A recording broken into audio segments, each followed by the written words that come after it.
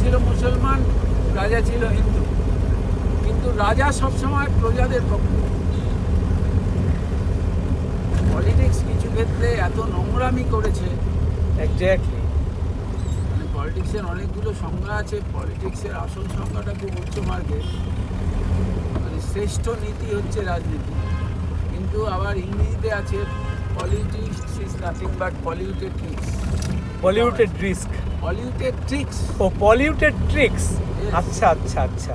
এরকম নানান ধরনের লাভ হুম। নিয়ে, যেমন প্রেম নিয়ে যেমন অনেক রকম সংজ্ঞা আছে, হুম হুম হুম তেমনি হুম। রাজনীতির অনেক রকম সংজ্ঞা আছে। এবং দুটোই নিজের নিজের জায়গায় দাঁড়িয়ে সত্যি।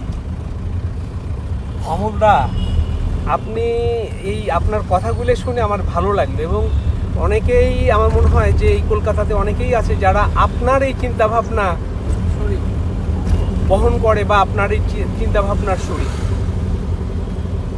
না, বাঙালিদের মধ্যে আছে।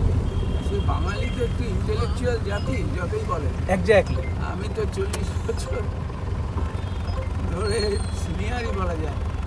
এখানে আমি তো পাই না মানুষের মধ্যে নোংরামি পাই না।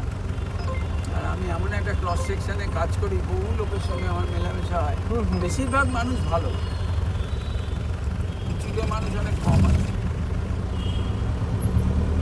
যারা খারাপ দেখেন তারা ইগনোরেন্ট, আমি এইটুকু বলতে পারি। হুম হুম হুম। মূর্খ, এক কথায়।